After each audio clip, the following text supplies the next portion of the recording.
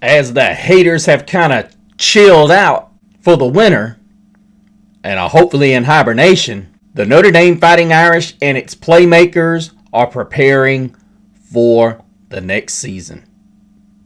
And it begs the question, who's going to be the playmakers for the 2026 season? I'll tell you who I'm looking forward to seeing in 2026. Meanwhile, naming some other candidates for the top playmaker in 2026 on this edition of Talk Like a Champion.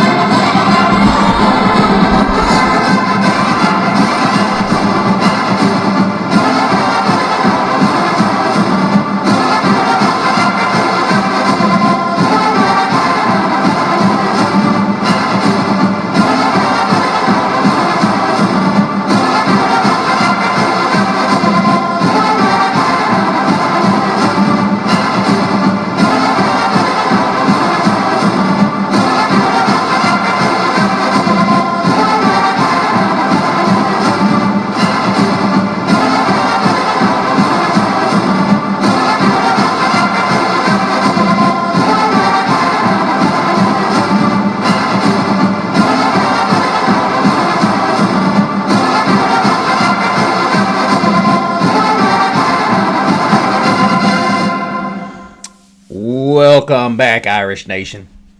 Thank you, Domer, so much for joining us here on this cold edition of Talk Like a Champion.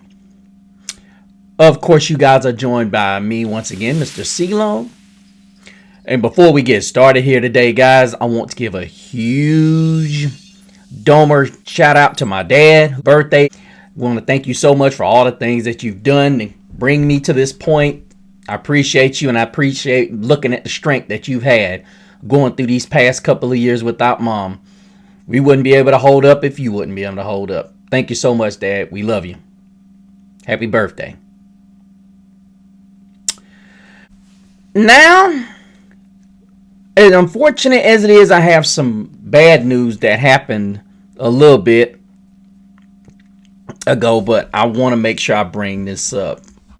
But let's get into the comments before we do that. I want to make you guys laugh and make you guys feel a part of the show before I get into the real business part of it.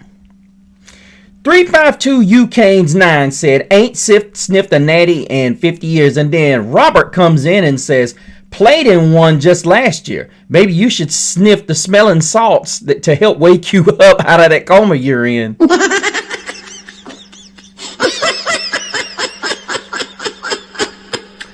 Another Talk Like a Champion viewer just absolutely destroying a knucklehead that only reads the thumbprint or the thumbnail, or he just reads the headline.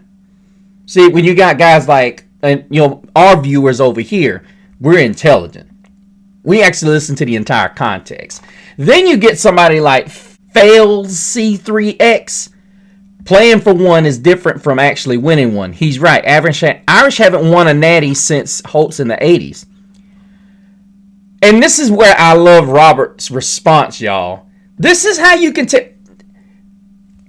I'm not saying that Irish fans are more intelligent than other ones, but you can tell Robert is on another level than just the common average fan. Listen to his response. Just stick to what he said, okay? He used the word sniffed. Not one. Sniffing something is completely different than winning, having something. That's why I commented. Outstanding. Excellent. Robert just destroyed two weak points. And he's right. He's right. At the end of the day, if you're trying to be sarcastic, you can just, sarcasm has to be in person. You can't do that over this. And just saying. That's saying he's right. We just got to a national championship last year and would have won it this year. So stop being a hater. Bruh. Good job, Robert. I didn't even have to go anywhere on that one. Big Money, but you still love him. Why else would you be watching? His response to old Brad, who says ND still sucks. And then Kyle says big money because people love to watch ignorance. Indy is not a great football program, has a great history, but nothing they have going on currently continues that narrative. Their schedule is a joke. They didn't deserve to be in the playoffs. Kyle, please tell me what team in the country that made it to the college football playoff didn't have a schedule that was a joke. I'll wait. Dumb shit! Dumb shit! See, I find it funny when ignorant people like yourself come in here and you jump on somebody else and make these kind of asinine statements. You have no proof to clarify your even point. Now, here's the thing. Bruce gave this point the other night when Cam was saying we're not a good school, we're not relevant, we're not this and that. ESPN took a 16-minute segment to talk about us, and several more segments even when we weren't in the college football playoff. So I look at the narrative and say, you can't, have the kind of narrative unless the media gives it to you, correct? Only certain people in DC and in the media can do that, right? Be relevant even though they're not. And then you say, they has a great history. No, have a great history, not has. Have a great history. Okay, we've got a great current history as well. We went to the Natty last year, sir. And we're one of the, I think, 6 teams that went to the BCS, 4-team college football playoff, and the 12-team college football playoff, sir. Oh, yeah, do your history. We're an elite company, sir. And what I like is when people come up in this room and they don't tell us what their colors are. But they have nothing going. But then we also gonna had one of the most, if not the most explosive running back in the country last season. We don't have that going for us. We don't have arguably the best secondary in the country. We don't arguably have the best corner in the country, the best safety.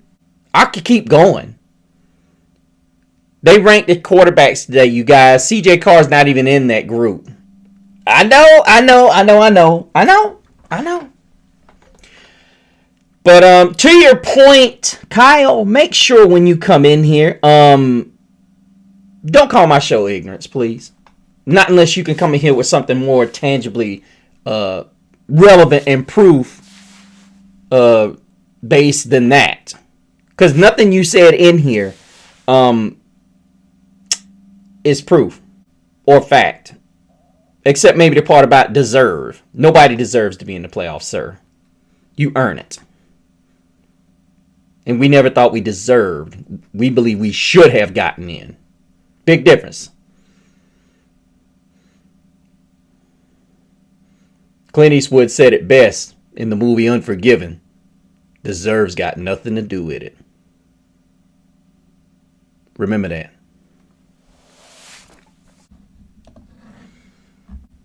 Oh, big Domer shout out to my man Bruce, and big shout out to my man Steve, co-king of the chat. Brad Steele, just right there, Steve. You right there, buddy. Brad's still king of the chat, though. He still got you, brother. And I appreciate all y'all coming through. Definitely appreciate y'all coming through.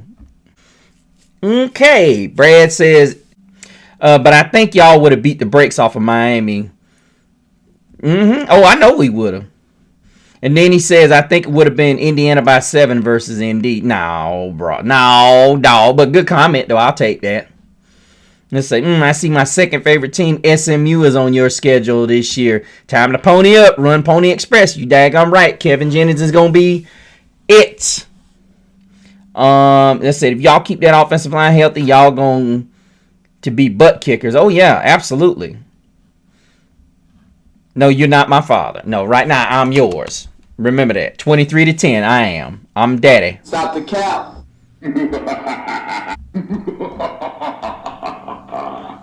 No, brother, I love and support my brother, Mr. CeeLo, brother, but I am a true dog. For sure, man, for sure. Yeah, Brad's been over here from the jump. Well, almost from the jump. I think I was into this show about 2 years, and as soon as he started watching, it's been going. But my actual college channel ain't been doing great. But that's okay. It's coming. Howdy, bro. He always says that. Bruce chimes in with, "It's chilly here as well, but nah, no snow for us." We didn't get nothing but no flurries, bro. That's all we got was some flurries, and that was it. It's colder than a mug. Yo, getting to this on the replay, but let's get it. You got that right, brother. I saw you over there. Oh gosh, y'all, I hate when I forget this. I saw y'all over there doing that Michael versus Derrick Rose debate, man. I was listening to that before I went on, so that was good debate too. You killed it. Yoo-hoo! I'll make you famous. Steve King of the chat, Koki King of the chat says, "I'm coming for that number one spot. Another great show, Mr. CeeLo. Go Irish." Also, the soundbar game is on point. Thanks, brother. Soundboard, is on point. Appreciate it. My son loves it too. He don't watch my show for the information. He watches my show just to see when I can sneak one of them in. It's not funny, Ed. Right. Hey, shut up! Just bring it, brother. Go Dogs. And then Steve replies, 23-10. I smell a rivalry brewing there. That's what I'm talking about. I like that. So, because as soon as we get ready for this thing to go global, y'all be ready. That's all I'm going to say. Have your bags packed. Be ready. When this thing goes global, it's going to be good times, y'all. It's going to be real good times. I can't wait. Okay, let's see. Matt said Stephen A. played one game of college basketball. During that game, he got a career-ending injury, and he averaged 1.5 per game. What? That's what it said. I don't. Let's see. Wall1W511. Did ESPN create the ACC schedule? No. ND is playing almost all cupcakes this season. Feel bad for them. The ACC football schedule is created by the conference athletic directors and approved by the faculty athletic representatives. This is not ESPN's fault. We never said this was ESPN's fault. What we're saying is if they're going to jump on other teams' conference schedule, then they need to jump on the conference. I mean, nobody questions the SEC when they put all the bottom feeders up against the top tier teams. That's what we're saying. Good point that you made, but I think you misunderstood the fact that we're going off on ESPN because they're just straight lying. Okay? Notre Dame doesn't necessarily pick its opponent, especially the ACC part. The thing is, we get into negotiations with other teams that we would like to play. Okay? That's what we do. And the cupcake schedule, as you alluded to, it ain't completely a cupcake schedule. SMU is not going to be a pushover. Miami did some good things in the portal. I don't think it's going to make up for Bain and Mesidor. I really don't think that they didn't really replace those two guys. I don't believe. And realistically, if they turn into an offensive-minded team, that's not going to cut it. I'm just going to be honest with you. Mensah's a good guy, good player, but he ain't elite. But yeah, I think ultimately ESPN needs to take exception with the conferences. But they're not going to do that because the ACC and the SEC are the banners which they fly. So you're not going to get much resistance out of that. But no, I don't have a problem with ESPN. I had a problem with ESPN questioning us and not questioning the totality of what's going on. Because we all know Greg Sankey handpicks the SEC schedule. He sets it up where teams like Georgia, Alabama, and let's see who's going to be competitive this year. More than like LSU, Ole Miss. You're going to see those teams that are going to have cupcake type schedules. They're not going to have very many competitive games. You'll see teams like Mississippi State, Kentucky once again. South Carolina wouldn't even surprise me if it was Tennessee, because Tennessee hadn't been playing well. Florida got a brutal schedule. That wasn't even fair what they got done to them last year. Was not fair. We don't even know what Oklahoma's bringing back this year. See what I mean? So you could see a lot of the bottom feeders picking up all of the brutal schedules, and like I said, get back with me. But guys, let's transition a little bit. Let's make sure that we send up our thoughts and prayers to the great one, because Coach Holtz's name was brought up here earlier, and he's now in hospice. And I was listening to John Kennedy of Always Irish. Y'all make sure y'all go over there and give him a huge shout out. He was talking about the situation as well, and I'm going to second the comments that he made. I think ultimately this is definitely destiny. I think this is going to go in. This team is going to go in as the team of destiny, knowing that it's been 38 years, and hopefully Coach Holtz can hold on to see us win another national championship. I mean, you go in, it could be 12 days or it could be, 2 years. So we don't know what the situation was. I could tell he was going into decline. Was it last year or 2 years ago when we played Ohio State? And you could see he was struggling with his words. But he's still one of the greatest coaches of all time. And, definitely around South Bend, he was able to take this culture and was really the last real dynasty that the Irish have really been able to enjoy that was to national prominence of what I like to call the big dogs. Notre Dame has always been in the conversation, from the Davy, Willingham, Weiss, the Kelly era, and currently, I skipped over the Tyrone Willingham era. My apologies. And then you've got the Marcus Freeman era. So, yeah, we've got a situation here where we've got a coach that is just like, in a lot of ways, parallel to what Coach Holtz brought to the party. And we can see a lot of the things transcending. A lot of the athletes that are now here, Coach Marcus Freeman was able to get us here. And then it looks so similar to the type of team that Coach Holtz brought here. And as we get ready to move forward, and we will continue to keep Coach Lou in our prayers and pray that he's able to hang on to watch Notre Dame go through 2026 and bring that elusive ring home, and possibly the Heisman, which I'll get to in a little bit.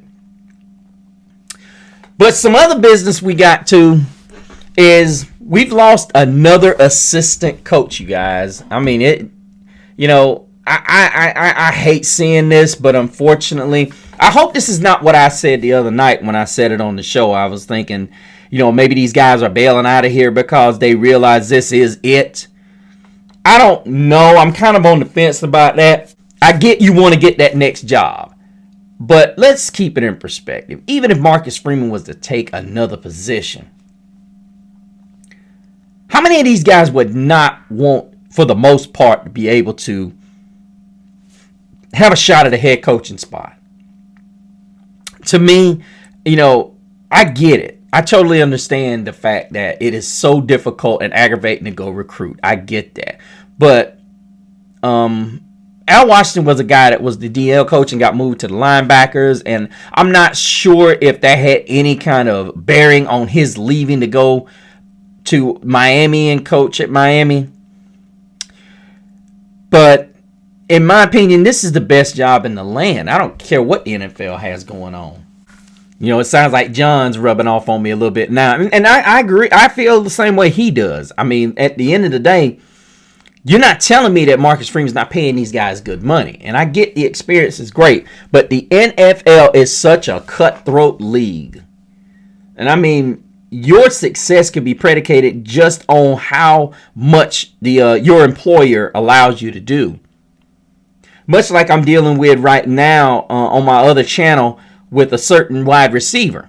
Look, I said this here at Notre Dame. Everybody wants to say wide receiver's a problem. Wide receiver's a problem. No, I've already told you guys on one of the show. Look, a quarterback dictates a lot of how good and efficient a wide receiver plays. That's just like, I kept hearing people saying, oh, well, Jaden Grayhouse took a step back in the 24 season. No, he didn't. The fact is like I said, go watch the show. It had everything to do with the play calling and the quarterback that we had. Simple. And then you look at this season. I'm going to be honest with you. I am excited. Despite the fact that Al Washington is gone, Mike Mickens is gone, and like I said, hopefully we don't lose Marty Biaggi. I'm hoping we don't lose him because this is, basically Notre Dame's had to replace this entire defensive coaching staff with the exception of Chris Ash. So hopefully, we get the same kind of representation in our position coaches that we've gotten in the past. It's going to be tough.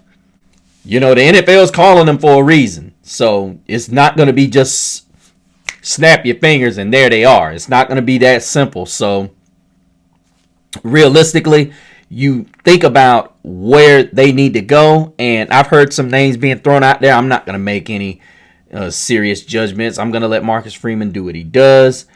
And I trust his judgment much like we've trusted his judgment since he's arrived here. But let us dig into the last part, which is going to be the fun part. Which is, in the 2026 season, you guys, who are you looking forward to watching that's going to be an impact player?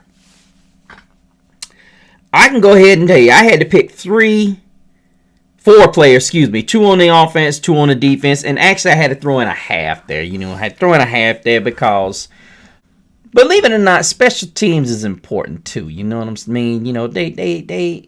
They got to be important, you guys. We got to give the special teams some love. So, with that being said, do you guys want to start with special teams and what player I'm excited to see? That first guy that I'm actually looking forward to looking at, and the guy that I'm looking forward to on special teams is transfer kicker Spencer Porath. Guys, I must tell you, this is going to be different. Hopefully, it's going to be positive. I'm hoping. Because last year, this was one of those where you could see Marcus Freeman sweating bullets every single time this team had a chance to, had a third down, and he had a tough decision to make. And it's a tough decision when you don't know if your kicker is going to be accurate or make it. These kicks come into, big games. Of course, in 12 games, Porath made 24 field goals, 41 for 41 on his extra points. So we definitely welcome him, Porath, to the program. So that's my first excited player that I'm looking at seeing. And probably I'm going to actually take, and this is going to sound unfair to a lot of the guys, but I got to do this. Select one transfer portal guy and one roster guy. Now, there's a couple of guys I'm actually looking forward to seeing, guys. So please, don't jump down my throat and say, "Oh, you're not looking forward to seeing this guy." No, it's not like that. It's not like that, you guys. So please don't get chap my ass. I'm actually gonna go a 1B and a 1B on the offense and defensive starters, and they're both gonna be wide receivers. But let's look at the transfer that offensive side that I'm looking at, and that is going to be the obvious with me. It is going to be Quincy Porter.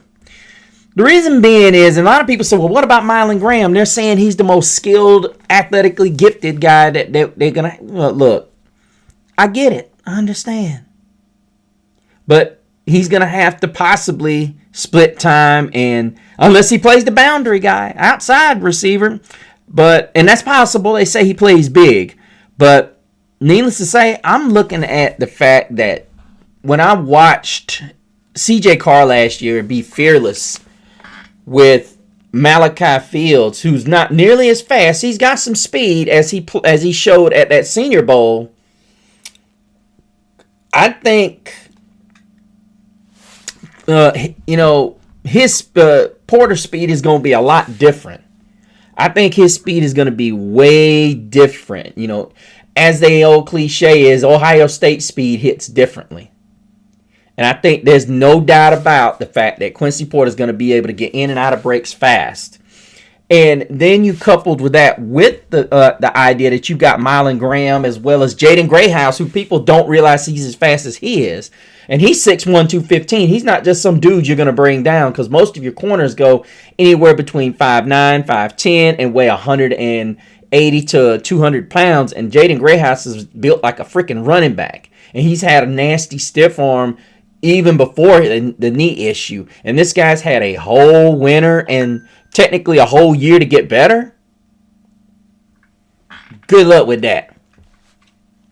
But I'm looking forward to seeing what Porter can do, which leads me to the aforementioned guy. I'm going to give a 1B and a 2B for these two guys, because to me, you've got Jordan Faison and Jaden Grayhouse fighting for the same position, but I think the way Mike Denbrock has been doing, he's been doing a great job getting them both on the field. And I think we're going to see some unique type of formations this year where we have 4 wide sets, but we have 3 wide. We have trips on one side, and it's just going to be a unique look. I think when you look at the way C.J. Carr was able to come in at times and really command this offense, I hope he worked on his deep ball a little bit, because there were a couple times his guys beat and the balls are unthrown. I mean, they got him still, but you ultimately, when you get in those big monster games, those balls going to have to be on target. But after aforementioned, when you look at where this wide receiver room has been, and I think it was a discussion that we were having on the format one night, and the reality of it is Notre Dame is not in a situation where we look across the field and we say, okay, we're not going to be able to match up. Now we are the ones that are making people have nightmares because of the matchups. Because now you've got Mylan Graham, you've got Quincy Porter, you've got Jaden Greathouse, who is arguably in his biggest year. Because this could be the year where he ultimately could have went to the National Football League after this season. Thank goodness he decided to stay one more year, because it solidifies a major room that can be a dominating strength, coupled with the fact that you've got C.J. Carr coming back for his second year and possibly his last. I look at this season and I say, I can't wait to see how C.J. Carr and Jaden Grayhouse, Jordan Faison are able to phase in with the Quincy Porter and the Mylan Grahams, as well as the several other guys we got coming back. I just hate we could not hang on to KK Smith, because this was a guy that was really beginning to come into his own last season. And, hopefully, he can make things work over there at Michigan State, as well as the other guys that we lost in the receiver room. But it ain't just Jaden Grayhouse I'm looking forward to seeing. I'm looking forward to seeing Jordan Faison, because he took lacrosse off. And could you just how good he is? You get all these scouts talking that trash about this guy. How you gonna be talking about this? You ain't even watched this dude. All you watched was clips somebody put together. This dude, when he gets tackled, it takes at least 3 or 4 guys, and you gotta have a textbook tackle on this dude.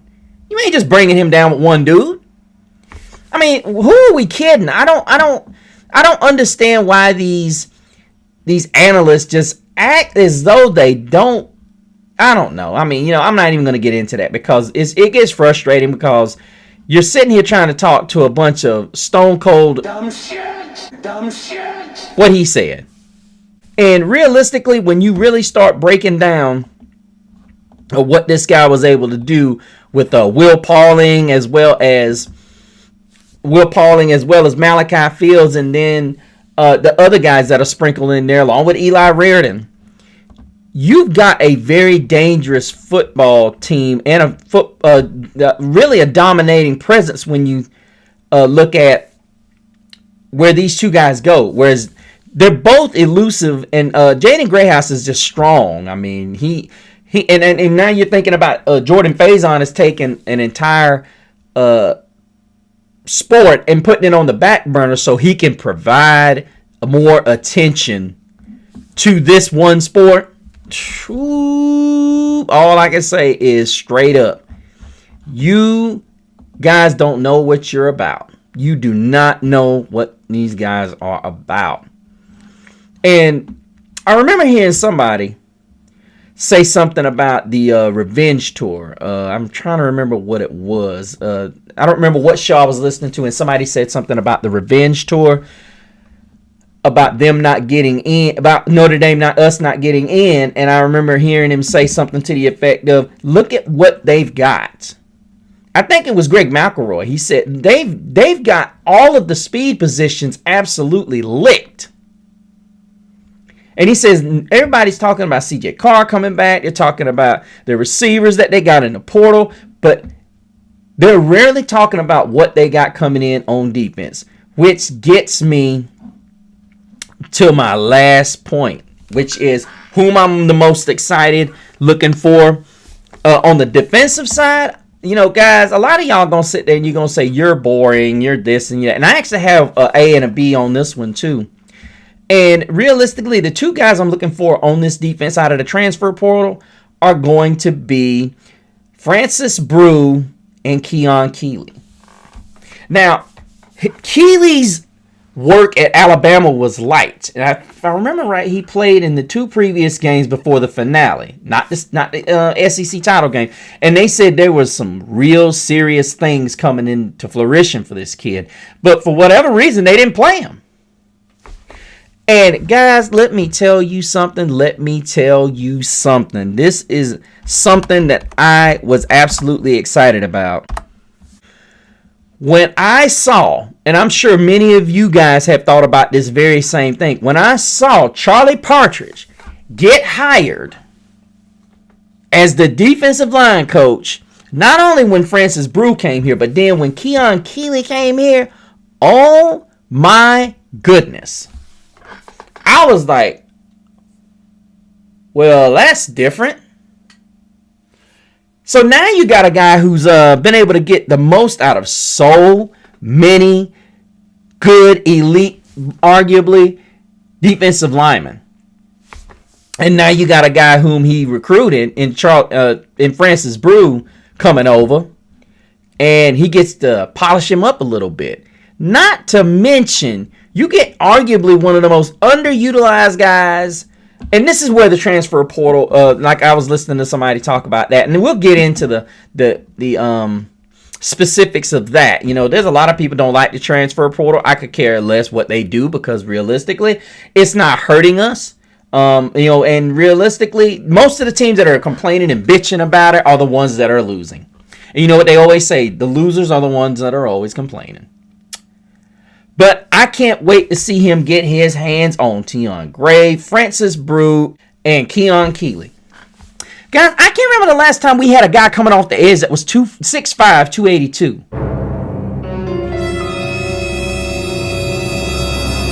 You smell what I smell? Bryant Young. But then we also have Boubacar Traore as well. So we're going to be loaded on that side, guys. I'm going to be honest with you. I can't wait to see Charlie Partridge get in the building and just start taking apart this defensive front and start doing some different things. Now, I'm not saying Al Washington was a scrub. Not saying that. But Charlie Partridge just fits different, don't it? It just fits differently. And that's what I see with Charlie Partridge. I think he is just going to come in there. We are going to get back. Do you realize it's been forever since Notre Dame has been dominant at the front? At the very front, y'all. See, Marcus Freeman got us where we fast out here. So in case we get in trouble back on the back end, we got some guys that can hold up because we're not knocking it down right here. Then we got the middle, which was not a huge problem. We've been getting pretty good linebackers, but we haven't been getting those space-eating linebackers, like those fast guys. We've been getting those now. Now we're getting those elite pass rushers, and now we need somebody to cover that middle in between in the trenches. Now we're getting it. You know what that sounds like, y'all? A dominating defense. I think Keon Keeley is he and Boubacar Traore are just gonna kill it this year. They gonna kill it. But what I want, the games that I'm circling, that BYU game, that Miami game, and that SMU game. Those are the games I'm circling. I would not be surprised if we saw Keon Keeley kick inside on those third downs, and we put Francis Brew down there with them, and then you put Boubacar Traore as well as Bryce Young on the outside, and you just pass rush the crap out of them. Run stunts, you name it. It would not surprise me, you guys. Would not surprise me. This is going to be a fast defense, y'all, I'm telling you. Because y'all ain't seen, Francis Brew got a lightning quick, fast first step, y'all. It is quick. And then the guy coming back that I'm looking forward to, I got two players that are return players that I'm actually looking forward to watching. And, of course, you just heard me talk. Well, I've actually got a couple, but one is Boubacar Traore, and the other one, surprisingly, is going to be Tay Johnson. Now, don't get this twisted, you guys. There is one player that I honestly think that is going to absolutely possibly find his way on the field. Now, this is a talented line. This is a talented defense, but there's one guy whom I think is a true freshman that may find his way on the field. Rodney Dunham. So don't be surprised. Rodney Dunham. Y'all keep that name up. Rodney Dunham's a guy that if you hear that name, don't be surprised if you hear that name and he's actually out there playing. So don't be, he must be good. Yeah. And there's a couple other guys too. Let us discuss Boubacar Traore. Now, most of you realize that he was coming back last season off of an ACL tear. Look, he looked good in some spots, and then there were some spots he looked like he was still getting his feet up underneath him. I look for him to be a full go this season. I look for Chris Ash with that second year, and they're getting the lingo back. I feel like this defense is going to get back to where it was when Al Golden was here. I mean, you look at where they were at the end of last season. The lingo was right. The players that they had in there worked out just great. You had to change it, Tay Johnson. And now you got a real space eater in there. This defense is going to be scary. And I'm going to tell you, Boubacar Traore are surrounded by guys that you better look out for. I think he has a monster season. I think Boubacar is it for the injury. I think he goes out there and he becomes that kid out of Texas Tech. Not Romello, but Romello showed out at the Senior Bowl as well. So right now he's looking to be one of the fastest edge rushers in the draft class. So congratulations to him. But I'm going to tell you, with these guys that they have right now, I'm going to be honest with you, Boubacar could honestly step his game up and they could actually do some serious crushing. If Keon Keeley can have the kind of presence that I think he can have, and then Bryce Young, and then you mix him in with Rodney Dunham, oh my gosh. Chris Ash, bruh. Like look, you better be sitting at home just thinking about ways to rush the passer. You got some, oh boy. Let me stop. I'm getting excited just thinking about it. And the B player that I'm excited to see is one, Tay Johnson. Because with all that flipping pressure, Tay Johnson just got a... Yeah. He's got one of those. He just knows where the ball is going to be. This dude know he going to be playing on Sunday, and it's sad that so many teams are afraid to put a first-year guy out there. Because I'm going to be honest, if Tay Johnson would have been starting in either one of that Miami or that Texas A&M game, I'm going to tell you right now, some of them throws that were made out there that was just floating out there, Tay would have picked them things off. And I'm not talking about the one that Don Shula didn't knock down. I'm telling you, Tay Johnson's the deal. Tay Johnson was playing so good, and Don Shula was like, hey, man, you can't get all the intercept. Look, I'm going to get me a couple of these. See, when you get that level of friendly competition going on out there, it steps everybody's game up. Everybody's playing hard. I can't wait to see Tay Johnson in year 2. Oh, my gosh, I can't wait to see him. Can't wait. But those are my guys that I can't wait to see. Who are y'all's guys that you can't wait to see? And of course, there's more, but those are the ones I'm just salivating and wanting to watch. Those are the ones that are making me just... And I know a lot of people are going to say, well, what about C.J. Carr? Everybody's saying C.J. Carr. Everybody. But in the comments, let me know which players you're looking for. If you got 2 on the offensive side, you got to cheat and do like me. You got to get multiple. You got to split them up into the portal players, split them up into the returning players, whatever. Put them down there. You know, we want to hear. Who's do you think is going to be the sleeper? I'll do a show on that. Who do you think is going to be the sleeper player? Who's going to come out and be a huge difference maker that none of us saw coming?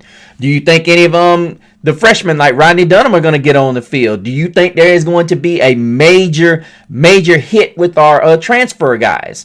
Let me know down in the comments.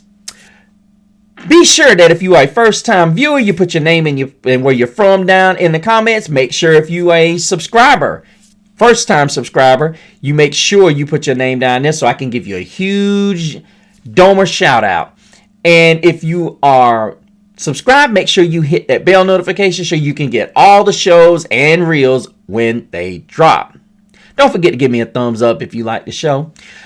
Make sure you go over to the Facebook page, Talk Like a Champion, and then join the group, Talk Like a Champion, so you can keep up with this community and we can have discussions about our Fighting Irish.